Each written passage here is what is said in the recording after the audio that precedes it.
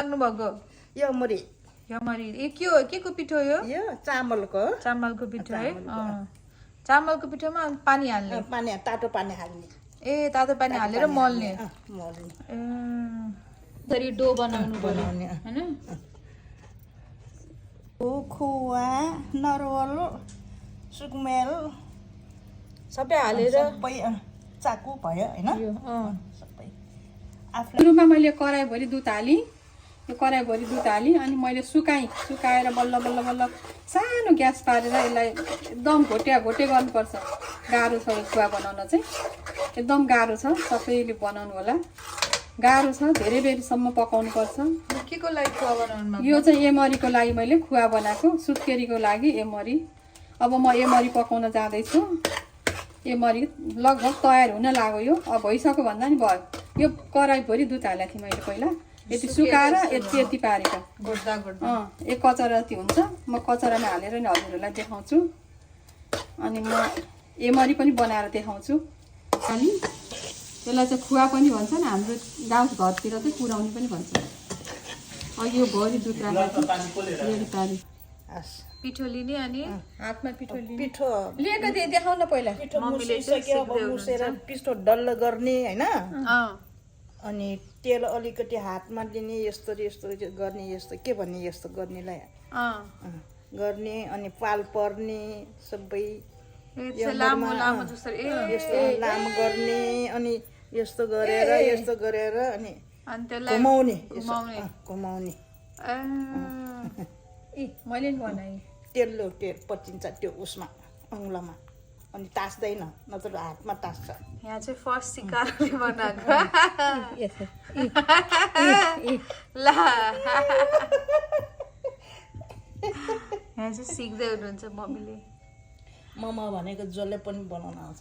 यो यमरी आउँदैन है यो चाहिँ कङ्कड खानी जस्तै भयो है कङ्कड जस्तै रहेछ एउटा बनाउन राम्रो पाए पनि होइन कङ्कड जस्तै भयो रमाइलो गर्ने के कङ्कड भने कङ्कड हुने चुरोट पहिला बुढाबुढीले कङ्कड खान्थ्यो नि यस्तो गरेर है कङ्कड जस्तै भयो राखेर यहाँ छरानी राखेर अनि यसरी यसरी सुप्पा पार्थे बनाउनु खुवा राखेको मैले मेरो साथीले सिकाइदिए मैले बनाइसकेँ एमरी तयार भइसक्यो एक भाँडामा राखेको एमरी खानी आज चाहिँ अगाडि फुट्यो एकैचोटि नगर बिस्तारै छिट्ने के बिस्तारै ए औँला यस्तो सर्ने यो हात पनि चलाउनु यस्तो ल पाल परिसक्यो चाकु सबैमा फुट्यो भने सबैमा चाकु हुन्छ राम्रो हुँदैन मात्रै बनाउनु बिग्रियो मेरो बिग्रियो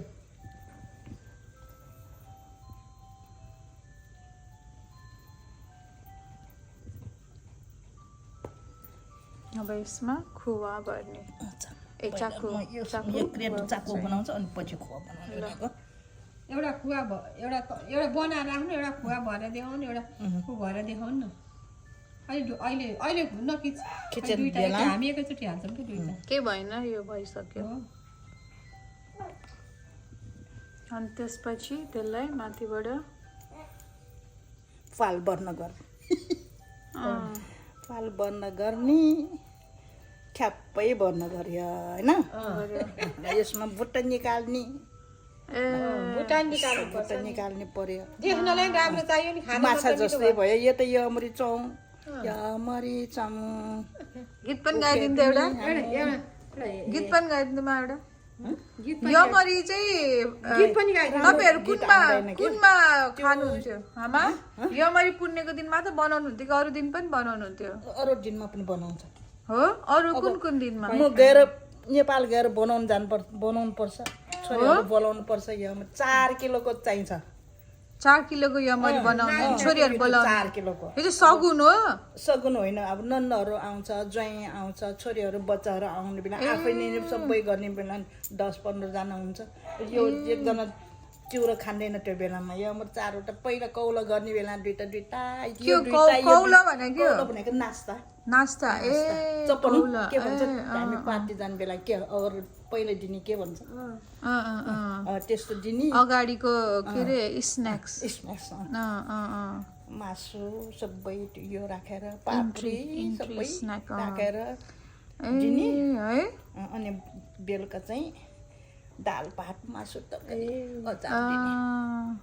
यो खाएपछि के खाने यो टिपार खाने यो खाएपछि कहाँ यो त टन्न हुन्छ दुईटा खायो भने त भातै खान मन लाग्दैन हामी मात्रै परिवार बोलाउने बेला 4 किलो चाहिन्छ है 5 किलो 6 किलो ल्याउने केसँग खानुहुन्छ यो यमरी चाहिँ केसँग खाने त्यही स्म्यास दुईटा यस्तो ठुलो प्लेटमा राख्ने अनि यो अमर दुईटा राख्दिने चाकु एउटा त्यो एउटा खो एउटा राख्दिने अनि 12 त नेपालीमा यहाँ इङ्ग्लिसबाट त ब्रेकफास्ट भन्छ नि बिहानको कुरा त ब्रेकफास्ट बिहानको ब्रेकफास्ट होइन नि बेलुका नि माले भनेको स्न्याक खाजालाई स्न्याक बिहान फिस ब्रेकफास्ट पापड राख्छ दिउँसोको लन्च बेलुकाको डिनर रातिको रातिको डिनर म चाहिँ यहाँ यो के अरे खुवाको भर्दैछु अहिले मैले आफैले पकाएको यो खुवा चाहिँ अब म यहाँ भर्न जाँदैछु एमरी बनाउनु पर्यो के गर्नु एमरी बनाउनु पर्यो भर्यो अब एमरी फुट्यो धेरै हाल्नु हुँदैन ठिक थोरै हाल्नु भएको थियो फुट्यो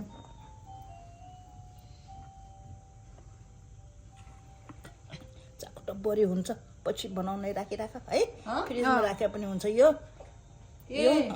बरी हुन्छ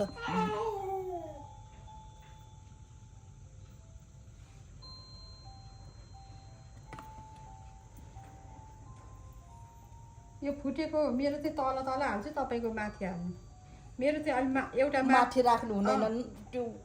यो त उता के अरे ऊ गरेर यस्तो बनाएको यमरी चाहिँ मोमोको भाँडामा स्टिम गर्ने सुरुमा पानी तताउने त्यसपछि यो मोमोको भाँडामा लिएर स्टिम गर्ने अघि बनाएको यमरी चाहिँ यहाँ रेडी भयो अब खाने अलि महँगो हुन्छ